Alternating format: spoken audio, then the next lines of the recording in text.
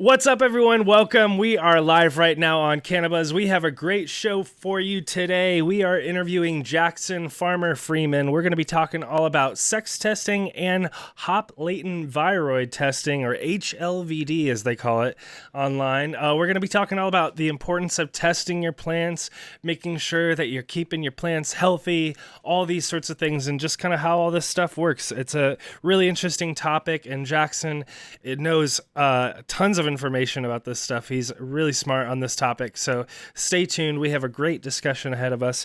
But before we get too far into it, I need to make a couple of shout outs. First off, shout out to our Cannabis community. We've got the Cannabis app. It's a social network where you can post whatever you want. So if you're tired of Instagram and other places taking down your photos, you can post all that stuff on Cannabis. You can see JR's plants and just kind of chit chat with our community and join our live streams when we do these interviews on Sundays. So if you want to be a part of that, search Cannabis in the App Store or go to cannabis.app in your browser and use the code GROWERSLOVE for 50% off your first month. I also want to shout out to our friends at Lost Coast Plant Therapy. We've both JR and use Lost Coast Plant Therapy in our grows. It's a fantastic IPM spray. It's a spray that has a bunch of different kind of essential oils in there. There's a little bit of alcohol in there. All this is mixed up into a spray that you can use both in vegetative and in flower if you need to knock down things like botrytis, powdery mildew, aphids, thrips, all sorts of things. So check out lostcoastplanttherapy.com. We really appreciate their support. They're a big supporter of ours, and we really appreciate them. Also, shout out to SacredThreeMushrooms.com. If you want to grow your own fungi at home, check out SacredThreeMushrooms.com. They have home grow kits for, you can get everything all in one package and just grow it in a little part of your house. It's really effective. JR has been using it. And you can even go to their website and find spores. So make sure to check out SacredThreeMushrooms.com. And for my last couple of shout outs, I'm going to throw it over to JR. Thanks, Q. Tiki's still running his summer luau. That's 40% off of each seed pack plus a free pack of seeds at TikiSeeds.com. And then 40% off clones plus a free clone at TikiCuts.com. And Neptune at NeptuneSeedbank.com. He's got super seed code Zade.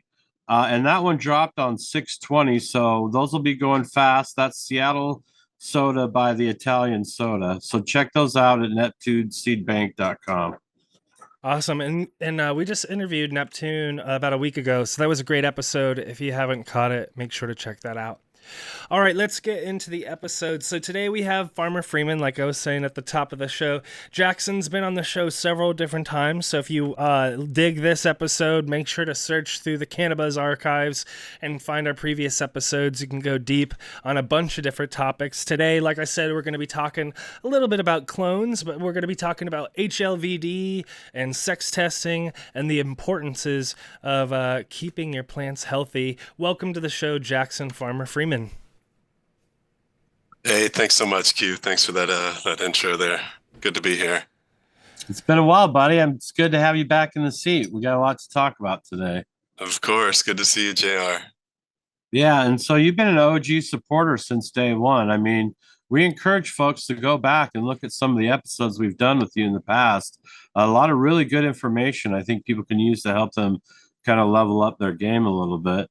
And so we've always talked to you about how you got into cannabis. But let's talk a little bit about how you got into lab testing and tell us a little bit about the services you provide.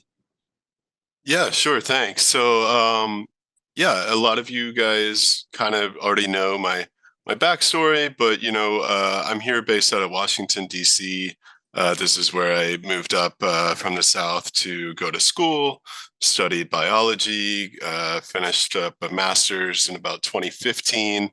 And right that year, DC legalized home grow and home cultivation and sharing cannabis. And their medical program was also taking off that year.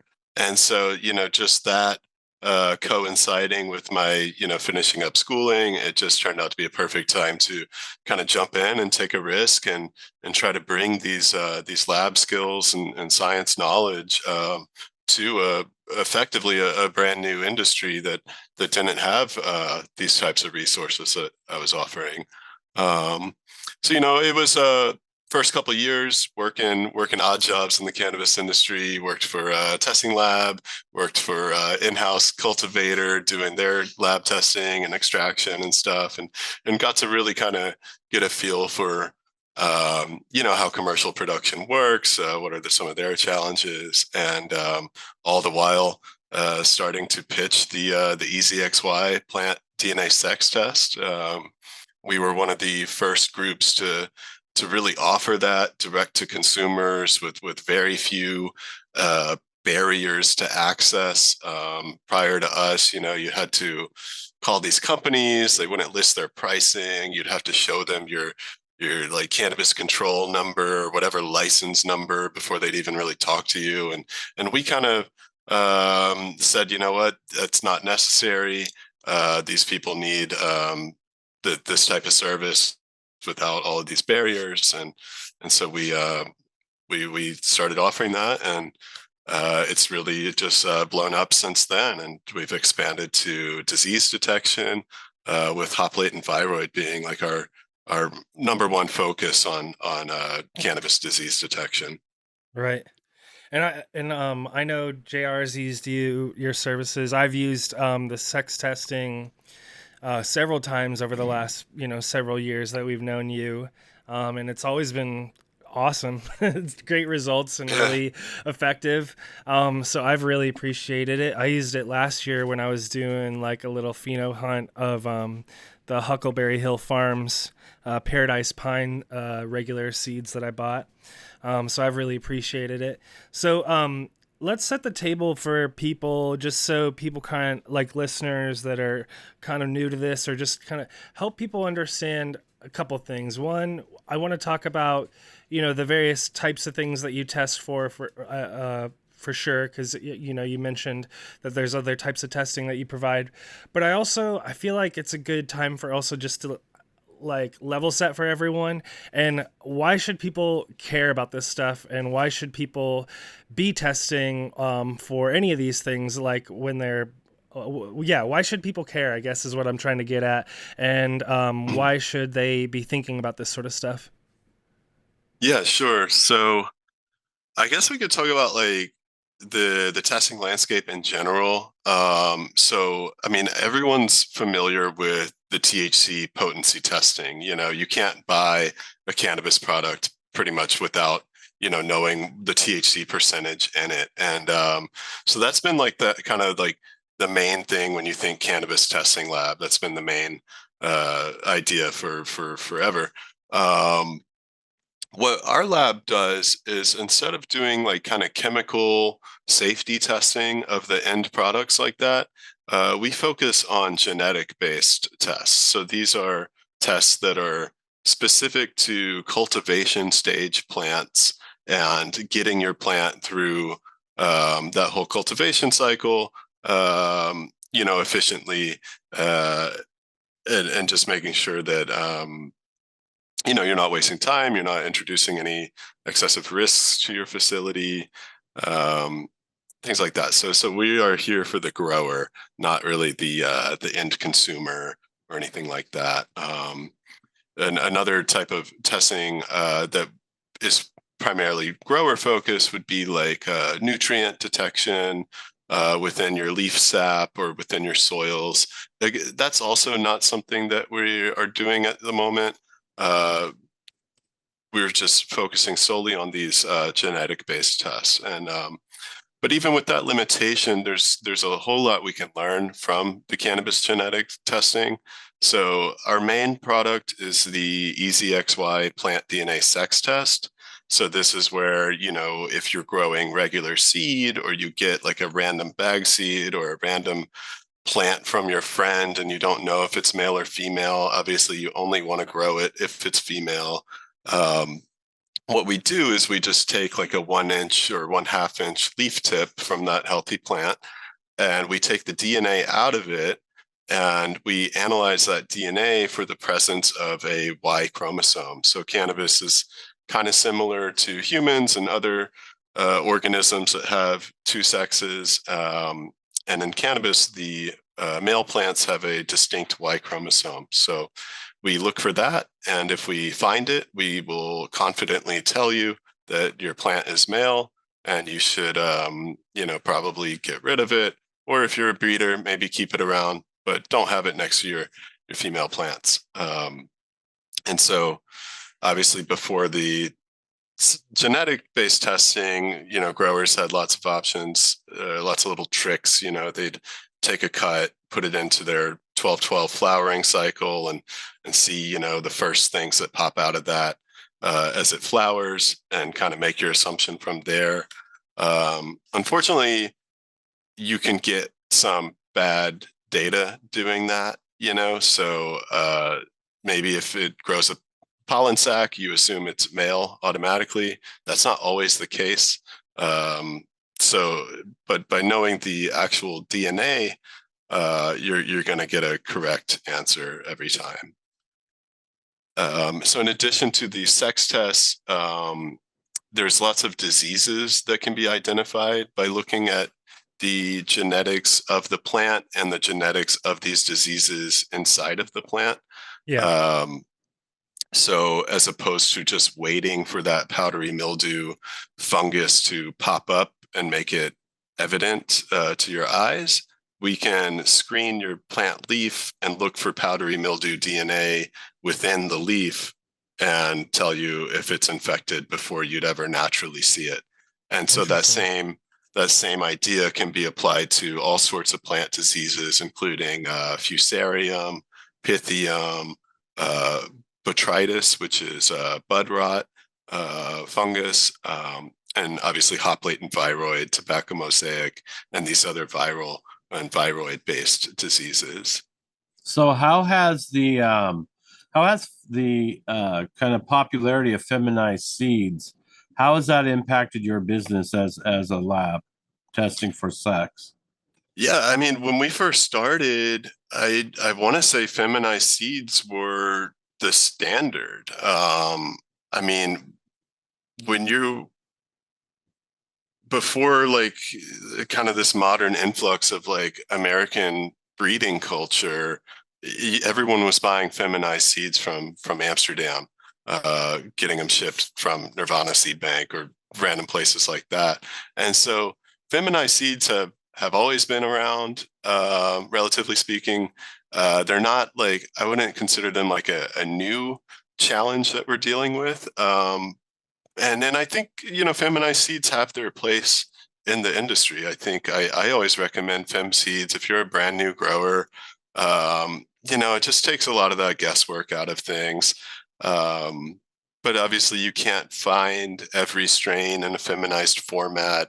Certain breeders, for whatever reasons, they might make only regular seeds. Right, exactly. And that's kind of where we come in, and we just help speed that whole process up when you are working with regular seeds. Yeah, and I just want to speak on that for a moment, just to help listeners that haven't used your service before, how it kind of works.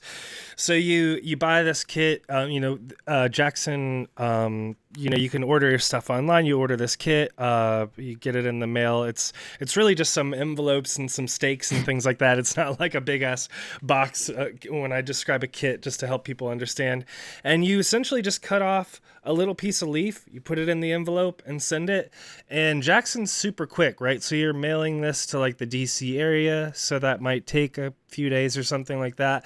And then in my experience, I get results within a couple business days after that. So you can get results back on your plant within about a week or so, give or take, which is super quick, especially when we're talking about, little seedlings where you can even just cut off those cotyledon leaves, those little first leaves that you get from the seedling after the real leaves come out, and you don't really need those cotyledons anymore. You could cut off a cotyledon, or at least that's what I've done in the past, and I put it in the envelope, and that's just been a huge time saver. Because like you were saying, Jackson, some of the seeds that you can get or like what I've noticed growers do is they'll come out with regulars for a while, and then maybe if the seed catches on in popularity, maybe a year or two later they offer fems. But if you want to if you want to try some new stuff, you're gonna be growing some regular seeds. And then for myself, I don't have a ton of room, so I wanted to know if these things are male or female,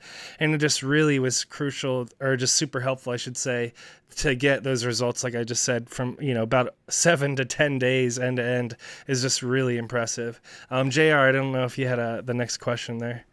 Well, I also want to add to that, you got to look at all the resources you're saving in time, water, materials, nutrients, all that stuff you would have to do to, like you said, do these older traditional methods. All that you can kind of find out when they're in a solo cup, whether you want to move forward with that plan or not. And I think that's really a huge advantage especially when you're trying to do larger pheno hunts and you're really trying to narrow stuff down. So one of the things I wanted to talk about a little bit was, setting up a quarantine system and the health of your mothers. I know that one of the things we're really been trying to preach here on Cannabis is to properly quarantine your plants prior to bringing them into everybody else. And part of that quarantine process with the affordability of these viroid testings is to very easily utilize those services. So can you kind of talk about some of that a little bit as far as, the quarantining and then the health of the mother and what that brings to the table? Yeah, so quarantining is basically a process where you're going to keep certain plants away from your other plants until you've determined that they're healthy and clean of any kind of diseases and viroids. Even if they look healthy, they could still be harboring these pathogens. So if you have like an established production grow operation already, you definitely don't want to be bringing in random clones or starting random seeds alongside your most valuable mother plants. That's a surefire way to introduce a new disease, infect your mothers, therefore infecting all of your downstream clones, and just really devastating your operation. So what we recommend is, protect your existing grow from any new elements by setting up a quarantine room or grow tent or some kind of physically distinct area from the rest of your grow. Typically, let's say you get in a new clone, you want to start the rooting process, and you want to test that clone 2 times before you put it into your mother room or wherever you're growing those out. So ideally, you're buying a clone that's already been tested. A lot of these clone providers are testing their mother plants before they take and sell clones. If they're not, that's like a big red flag for that provider. Yes, a shout out to that. Yeah. So, I mean, again, it's called Hop Latent Viroid. So it's not always visible when your plant has the disease. The latent means it kind of hides, it kind of waits. So if you're just looking at a vegetative plant, it can look healthy, but it can be totally disease ridden, and you're not going to know that until you try to clone it or you try to flower it out. Usually in those types of transition periods or those higher stress periods for the plant, that's when the viroid can really kind of take over and start making its impact. So yeah, definitely recommend having, a dedicated grow tent or a dedicated room away from your other plants that you put in any new seedlings, any new clones, and test those before you introduce them to the rest of your grow. So we're going to jump into the HLVD section. So we're just going to nerd out on that for a few minutes. But before I do, I wanted to shout out JR recently did a really great video on how to ship clones. So if you are interested in sharing clones with friends, or if you want to get your friend to share a clone with you because they grow like a really awesome strain, tell them to watch this video, or you should watch this video that JR made. He also has a video about making clones, so if you want to learn how to clone, watch his video. But I'm bringing this all up because I feel like we're on the cusp of this exciting time where, before we started recording, Jackson, you were talking about these various places that are going to allow home grow. I think New York, and then Ohio, I think, is going to allow home grow now that Ohio is going recreational. More and more states are going home grow. At the same time, we're seeing questionable things going on the federal side in terms of like how is that all going to shake out in terms of legality. So on Cannabis, we're saying everyone should grow at home and share some great strains with some friends. But if you do, maybe you should do a quick HLVD test, which is something that I'm thinking about. So let's talk all about HLVD. What is Hop Latent Viroid, and how does that affect your plant? What might I see? What happens? What's the kind of impact of this disease?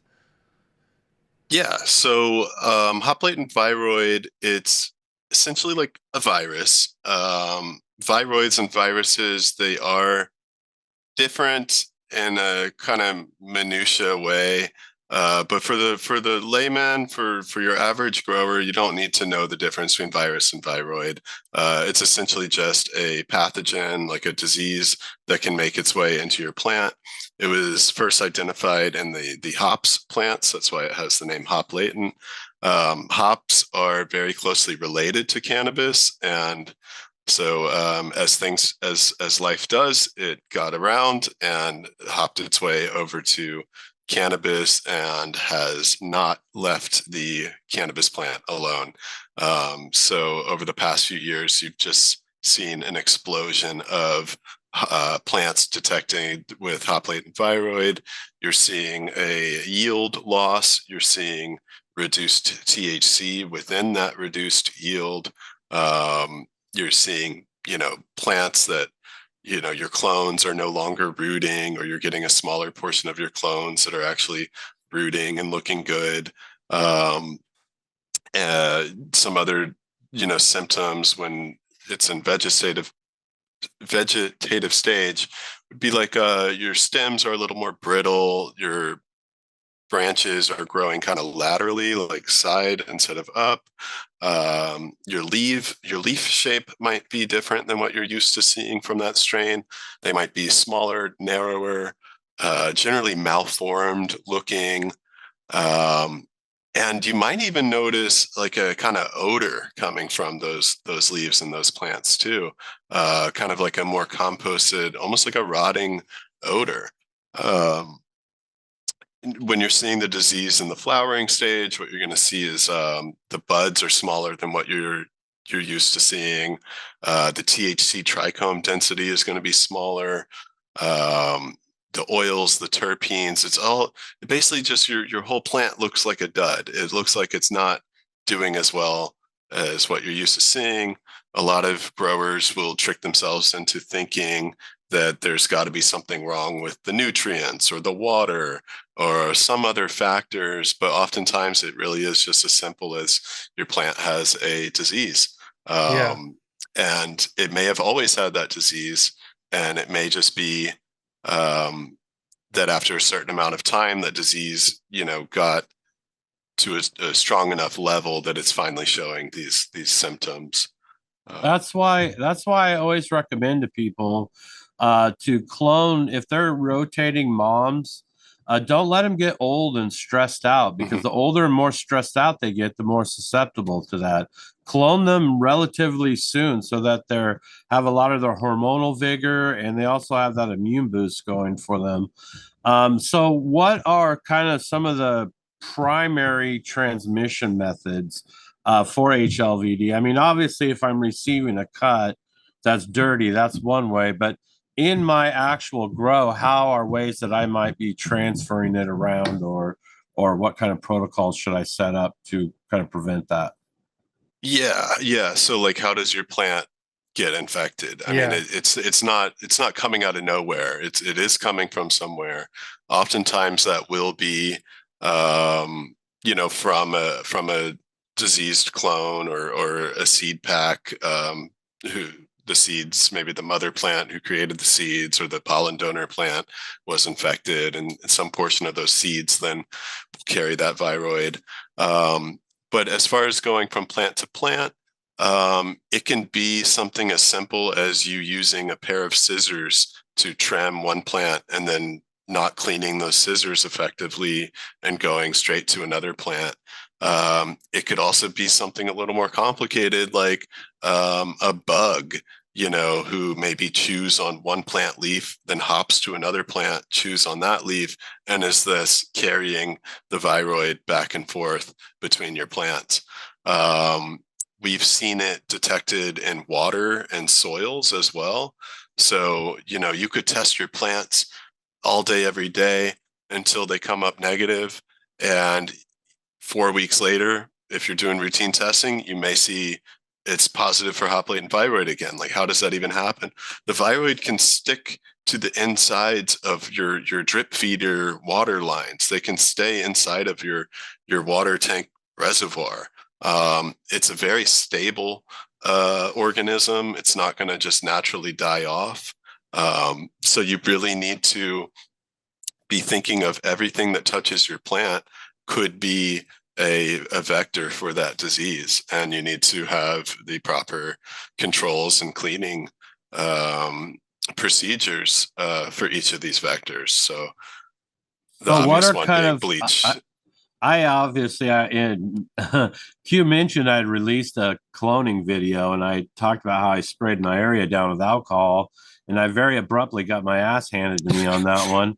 So can you kind of talk about the bleach solutions that people should be using and what are best practices to kind of mitigate those transfers and those problems that might come up? Sure. So yeah, you were probably using like 70% isopropyl alcohol, which is generally speaking like the gold standard for sanitizing fungal and bacteria type things. I thought it's great for cleaning, tool surfaces, sterilizing a kitchen, things like that. But it's not going to actually destroy the virus like it can destroy bacteria and things like that.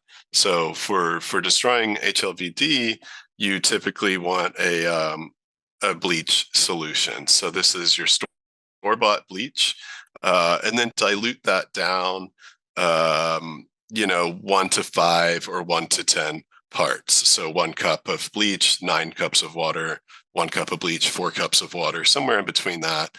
The stronger your bleach concentration is, the more corrosive it's going to be to your tools and the surfaces that you apply it to. But you generally don't want to go less than a 10% bleach solution. And that main ingredient in bleach is chlorine, and that's going to, actually destroy the RNA that composes the viroid. One of the things that you made me think of when you were talking about the kind of how it's transmitted, what's kind of threat, or sorry, I can't speak. What are the threats for outdoor growers? So like, are there, do you see HLVD kind of being spread from farm to farm, or because we've kind of so far been talking a lot about in context of kind of indoor grows, it kind of seems like. So I was just kind of curious what kind of impacts you've seen on the outdoor side of things, if you've seen anything. That's a really good question. I mean, even amongst like kind of the scientific researcher community who studies HLV, they're primarily looking at indoor plants. So that makes me think, it's not being spread like airborne from one farm to another.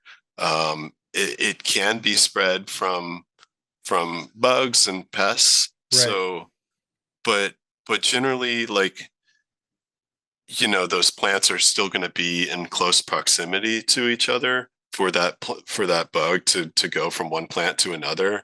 If you have, two cannabis fields separated by like a row of trees or some other crop, it's unlikely that your bug that loves to chew on cannabis leaves is gonna then survive and make its way through that, secondary crop and then get back to another cannabis field.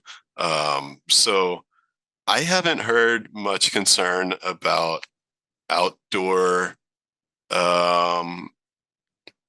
like HLVD specific to outdoor, but that just may be a limitation of our current knowledge about Right. about the disease, and where the focus on research is going to be indoor, because that's where the most money is being spent on growing and maintaining plant health. That makes sense. So what are the best practices for managing the kind of risk of or spread of HLVD in your grow? What kind of things should I be doing when you talked a bit about kind of quarantining plants, but yeah, could you kind of dive in a little bit more detail there? Sure. So like so you get your clone, you have it in your quarantine area, you test it. If it tests positive, you need to get rid of that plant pretty much immediately. I mean, there's a little bit of research, being presented that shows like some strains might be a little more resistant than others, and some strains are more sensitive than others. But so little is known about those resistance mechanisms and what makes one plant more at risk than another, that we would encourage everyone just to treat every plant as if it's sensitive, and therefore remove any plants that are testing positive for the viroid. It's just, we already know the downsides of the viroid can be so extreme that unless you want to take that risk of not having a harvest that year, maybe you're being paid by a university research grant or something like that. It's just not worth, experimenting with Hop Latent Viroid. You should just get rid of those plants immediately. And so now, so and so test and remove. if I run my test in, say I'm a new listener, I've got my stable, I send my tests in, and all of my ladies come in hot. At that point, what will be your recommendations for reset and cleaning of like say my room?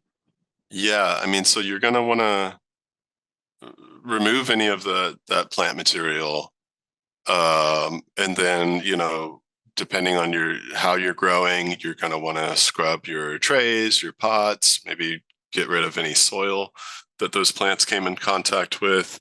You can put your tubing, your irrigation lines into a bucket with that diluted bleach solution and let it sit for 10 minutes or so, and then flush that out with fresh water. Yeah, you definitely just want to deep clean all of those surfaces and equipment that you used. And what about your HVAC, like your dehumidifiers and your mini splits? Yes, I don't know. I don't know how you clean those. I mean, there might be product specific guidance from those manufacturers on performing cleanup, but that's not the type of equipment I usually hear being talked about as stuff that needs to be cleaned between infections. Now, if you're dealing with like a fungus or something like that, then yeah, maybe clean out any kind of areas that can have like a higher condensation levels, water content, water storage, anything like that should be cleaned. But typically, when I'm thinking trays and tools and irrigation, is what needs to be cleaned.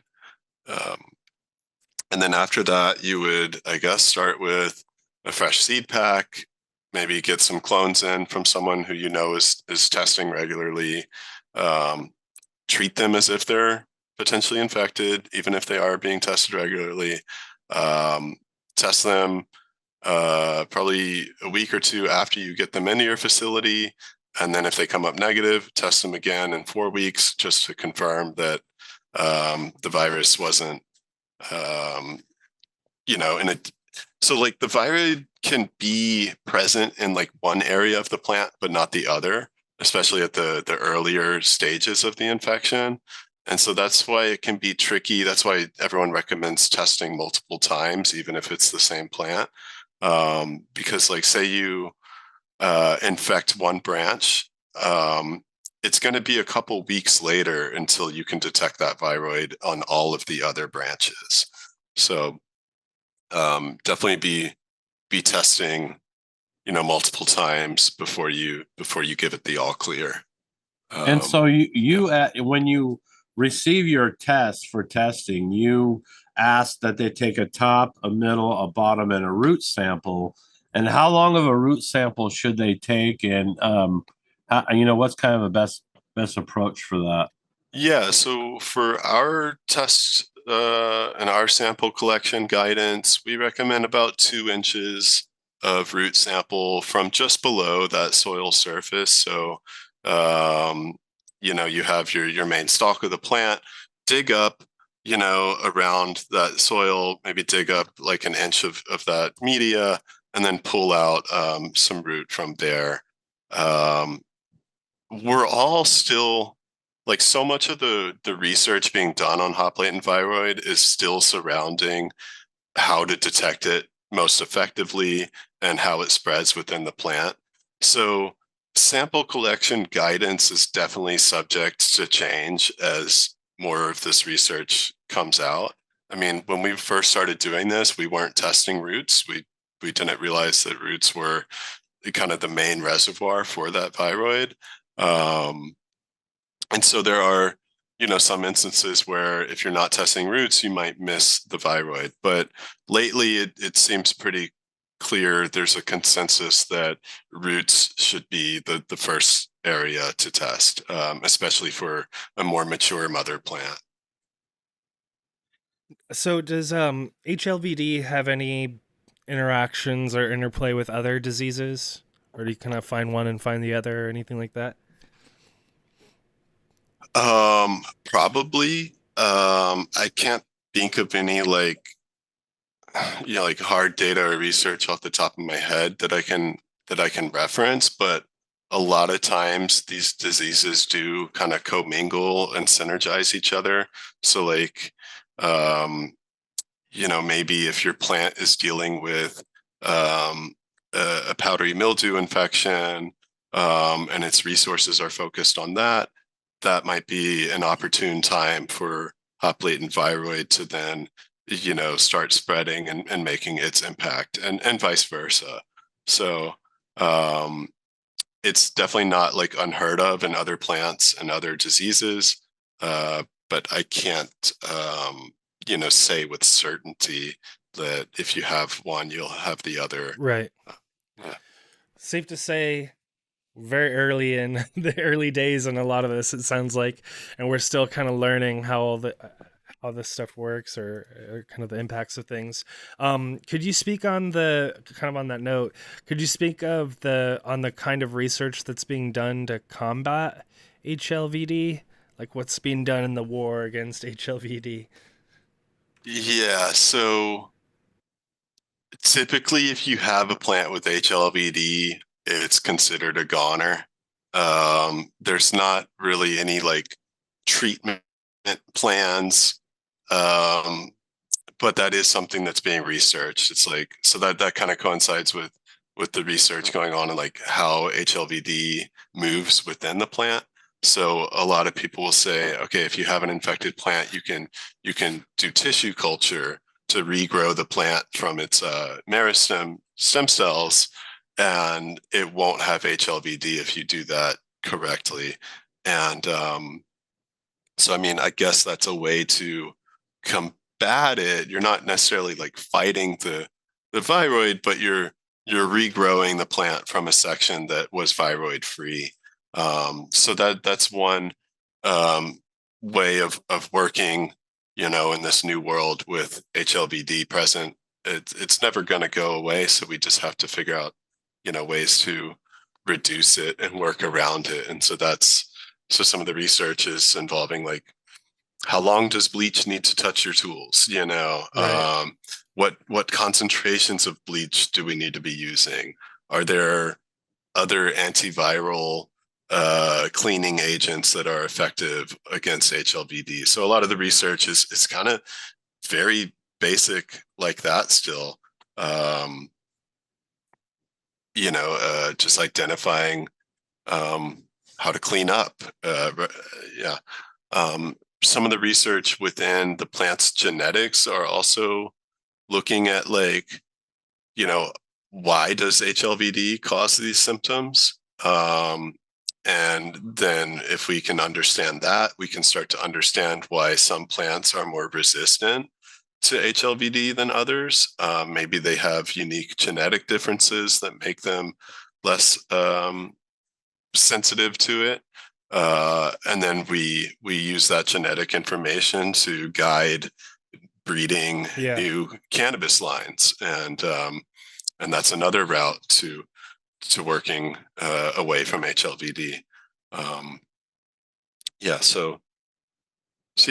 Cleaning agents, how it's found within the plant, how it moves within the plant, and why it causes these disruptions that it does are kind of the main research topics right now. And so now if I have a pretty common stable of say 8 or 10 plants, and I'm not really bringing a lot of stuff in, should I still be doing regular testing, or should I feel pretty comfortable in my settings? Yeah, you should. I mean, it's just the price of testing is so low compared to the price of losing, production potential, or losing a unique, genetic strain, that you should definitely, just always be baking in that testing price to your operation. And if you can't feasibly do that, then you need to rethink your operation and the scale and importance of the different projects that you're doing, so that you can start incorporating testing. Because HLVD can be found, like, maybe you're not bringing in clones, but maybe your buddy gave you some weed that you smoked. It can be found in dried flower, potentially found on your fingertips after you roll a joint with that dried flower. And that's scary. Yeah, it definitely is. So yeah, you should definitely be testing.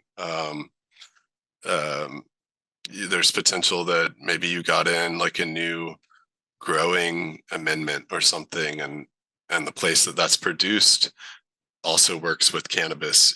So even if it's not a direct clone that you're bringing in, it's a new variable, and that's why you should always be regularly testing, so that you can identify, if something does come up, you can more likely predict which variable was introduced that brought that in. That's really cool. I'm really glad that you talked about this, because you just on the topic of shipping clones and all this sort of stuff. I've been thinking, I've been doing pheno hunts of these couple strains, over the last year, and I'm hopeful that I'll have found some keepers or whatever by the end of this summer season. So maybe I'll have some clones in mind that I want to hook some friends up with, and I want to do this test, because it just sounds so easy, like the XY test, like I was talking about earlier, is so simple, and you get the results so quickly, and just the peace of mind that you get with these tests. I want to be able to know when I'm hooking up a friend with a clone that I'm not accidentally screwing them over. Just the regret that you would have after the fact, that like, oh shit, I just like tanked this person's grow. That would feel so horrible. So just yeah. Yes, that's exactly why I do it, because that's one of the things I do is I share a lot of cuts, and that would be devastating to me if I really effed up somebody's grow like that. And so, and nowadays in this world of, media, social media, and the way word gets spread around, it only takes one monumental screw up like that, and it can destroy you, as a business. And so not only do you look at, decimating all of your stock, but you've also decimated your word and your reputation. Yeah. And that's huge in this community because, that's one of the things we've always held kind of strong to is our way of communicating amongst each other's. So yeah, and so now moving forward with this, one more time, just kind of break down how people can order off the site for this viroid testing. Yeah, so just as you would order the plant sex test, we have a product for the Hop Latent Viroid detection. You would buy one kit per plant that you want to get tested. It's going to be a labeled paper envelope with a couple other envelopes inside of it for, the different sections of the plant that we recommend you submit to us. You mail that back, and within, we say on the website 1 to 5 business days for the results for the viroid test. Typically, we try to do it around 2 business days. So, because we just know how important these results are, we want to make sure that you get them quickly. But we don't do as much of those tests as we do the sex test. So sometimes we need to kind of wait an extra day and get some more sample volume in for it to be economical for us to test it. Yeah, and like our sex test, the pricing per test is going to scale with the number of tests that you purchase at one time. You don't need to use all of them at one time, so you can kind of stock up and submit them over the course of your year, and that makes it good for your routine testing. Right. We do recommend testing every 4 weeks or so. Shout out to that 420 sale, right? Yeah, definitely. The 420 sale and the Black Friday sales are going to be your best times to buy any of these tests. So you mentioned right before we started recording that there's a new website on the horizon for you. It sounds like later on this summer. I don't know if you want to speak on that a little bit more or anything like that on the kind of the web side of things. Yeah, I mean, so if you've been to our website ever, it's kind of bare bones. We've got our products, you can order them, and that's about it. But we are working on a whole new website. It's going to have like a lot more helpful information about the products, about the diseases, why you should be using these products. And so I'm really excited to present that to everyone over the course of the next couple of months here. And I want to say that you're one of the kind people who offered us a nice, generous discount code for all of our listeners. Yeah, I believe it's just Cannabis. That's all it is. Cannabis. Easy to remember. I'll triple check that, but yeah, get you 10%. So while he's triple checking that in Shopify or whatever you're doing right now, one of the cool things about Farmer Freeman or Jackson is that they talk the talk, and so they are out being an activist, out in the scene, and that's something that's important to JR and I, because one of the things that at least comes up when him and I are talking, JR and I are talking, is the importance of being involved and not just kind of like letting stuff happen to you, because I think it's so common for people to get real riled up by an Instagram post. They see a video from Elliot over at Catalyst, or they see some video from Poetry of Plants or something like that, and they get all fired up and they're like, yeah, F the system. But then do any of those people vote or actually get involved on a political level? I doubt most of them vote or at least get involved politically. So that kind of burns me up, because if we're not getting involved, who is? Like, no one else, no one's going to speak up for us except for ourselves. So we need to get involved. So can you speak on kind of the activity that you've been up to lately, or just some news that you've seen lately, things that you've been kind of thinking about, or maybe getting excited about, or maybe getting fired up about? Yeah, yeah, sure. Yeah, well, I mean, so the political process, I'd counter you a little bit there, Q, and I'd say, voting is just one part of the political process, and getting out there and posting on Instagram and expressing your opinion, that too is a perfectly valid and important part of politics, even if you forget to go vote on Tuesday, you know. So, but yeah, so stuff that we're involved with generally focuses on home grow legislation. We are big supporters of home grow. We're always making sure that our representatives here in DC understand the importance of letting us grow our own. And then being in DC, we have pretty unique access to legislators from all over the country who we can talk to and explain this importance, in addition to federal regulators, at places like USDA, DEA, and those other agencies. So we're not taking our DC location for granted. We are getting out there, whether it's last year in front of the Russian embassy to express our discontent with them using cannabis as an excuse to imprison an athlete, or whether it's in front of the White House to petition Joe Biden to do even more with regards to freeing cannabis prisoners. We're definitely trying to take advantage of our being here in DC.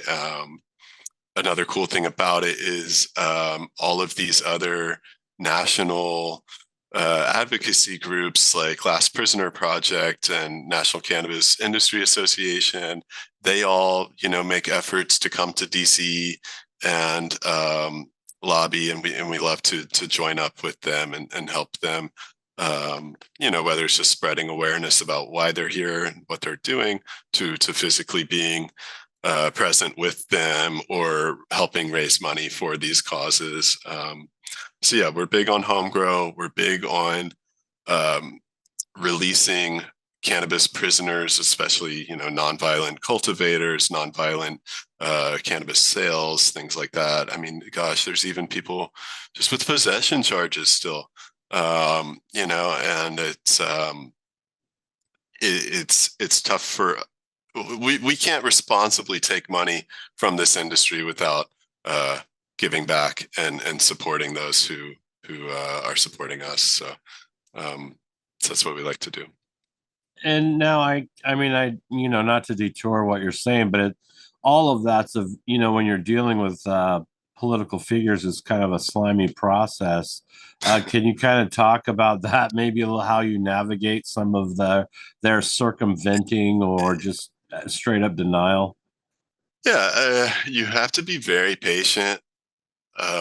Things definitely move slow, but it's not as scary as you might think it is to just go knock on your congressperson's door and chat with one of their staffers and talk about your opinions. They are there to listen to you.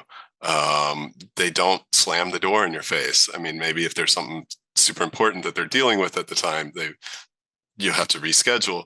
But it's a lot more accessible than you may think it is. The staffers in these congressional offices are super friendly. They're used to dealing with people coming into their office every day and talking about whatever random policy thing they need to be told about that day. They're professionals at dealing with opinion, and so I encourage you to, even if you're not here in DC, give them a call. They have to answer their phone. They have to take a little note every time you call or email, and so all these things add up, and then also can inspire some confidence in yourself, knowing like, oh, I did that. That wasn't so hard. Okay, what else can I do? Um, so yeah, I mean, it's slimy in the sense that they'll be nice and then just go vote in complete opposite of your interests. But that's just why you have to be patient and you have to be informed of how they're voting, and then maybe try your best to have them not come back to Congress during the next session. Yeah. Before we go, I know we're running out of time. I was going to ask you, just based on the timing and where you're at geographically, any thoughts on kind of the open comment period that we're in right now on the rescheduling of cannabis? We're in this open comment period. I can't remember when they close comments, but at least right now, U.S. citizens or whatever, you can go online and you can submit your comment on what your thoughts are, plus or minus on rescheduling. Do you have any kind of thoughts on that you'd want to share? Just kind of, because I just wanted to kind of take advantage of the time that we're in right now.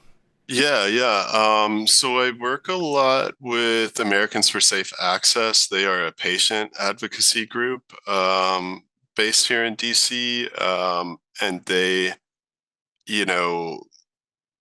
basically parlay the opinions of patients and caregivers and medical providers. They relay that to lawmakers, policymakers. So I know they have their opinions on the Schedule 3 change. As far as I'm concerned, I mean, it's better than nothing. Accepting some value to it is better than saying it has absolutely no medical value. I know there's a lot of like conspiracy theories on like it opens up the pharmaceutical industry to take I don't really know about that. Doubtful to the validity of any of those theories. And again, it's been way more illegal in the past. Yeah. So hasn't stopped this us only seems like a good thing, right? Yeah. But yeah, it's something that I've been wanting to be more involved with, but I haven't. Regarding this rescheduling, I haven't specifically looked too into it. No worries. I have noticed also something is some of the police union and law enforcement, they're wanting to just deschedule entirely. They don't want even to have cannabis laws on the books that they even have to worry about it because it's just annoying to them. And so I think maybe as they start making legislation that's economically unenforceable, things as far as the home growers and our rights to share our genetics and all of that is only going to blossom in the future, I would hope. Right. And even if it's not like officially allowed, we've kind of just hit this critical mass where it's unenforceable to control home grow and gifting of clones in the mail and stuff. So yeah, keep doing what you're doing. And, thanks, I will. Don't let them stop you, man. Yeah, you made me think about on this topic about just kind of motivators on the political side, what politicians are motivated by. I've been thinking about this topic in terms of cannabis policy in my city, because my city, they obviously there's a portion of the city's budget that comes in through cannabis taxes, and those taxes have been cut in half over the last 3 years. I think it's multiple dispensaries have closed. Obviously, the cannabis industry has gone through its own downturn, but I'm looking at that as an opportunity to try to get them to change their policies to be even more friendly to cannabis businesses. And that's what I'm going to be pushing is like, how about we open up cannabis lounges? Like, how about we do this, that, or the other thing so that we can increase that revenue? Because if, if the city's looking at their budget and they used to get $4 million and now they get $2 million, I want them to look at that opportunity as like, how can we get that back up to 4 million or whatever? So just not to derail too much, but I feel like there's various opportunities like that. And then I just also wanted to mention too, just back up what you were saying on like how easy it is to find online or whatever, the like phone or office information for these Congress people, because oftentimes they might have like multiple offices in your county that you could go visit in person, like you were just talking about, or at least a phone number that you can call, and if they don't answer it, they at least get a voicemail and you could leave a message that way. But I just wanted to kind of echo the accessibility, that it is there. It's not like super hard to reach out. But take advantage of this democracy that we're so lucky to have. Yeah. Very true, very true. Well, JR, any last questions, thoughts we want to hit Farmer Freeman before we head out? Yeah, go ahead and just go ahead and hammer all the places where they can get a hold of their sex testing and viroid testing. Yeah, sure. So farmerfreeman.com is going to be the place to buy tests, find our contact info so you can email or call us and ask questions about our tests. Our Instagram is Farmer Freeman EZXY. There you'll see, we do a lot of reposts of our customers who use our tests, who often have, really great things to say about our services and why it helps them. We'll also do like little announcements about new testing products there, other just general info that's important to our customers. It's a little more fun than our website. Those are our two main places to find us online. But yeah, you're always welcome to call us, email us. We take a lot of pride in our customer service and making sure that what we offer is understandable and accessible, and helpful to you, the grower. So thank you for having me. These hour, it goes by so fast. Doesn't it? I feel like we honestly barely talked about HLVD, and there's so many other diseases that we can test for that are important, and we are seeing pop up in cannabis more as we test them. So we'll have to do this again soon, guys. Soon, yeah, that's definitely. cool. I really, I didn't know about the other types of testing. That's really cool. I'm gonna have to check out those new pages on your site as well to learn more about them. But we really appreciate your time today. It was really awesome. This, like we've talked about multiple times on the show, these are really great services that both JR and I have utilized ourselves. It's really helped us out.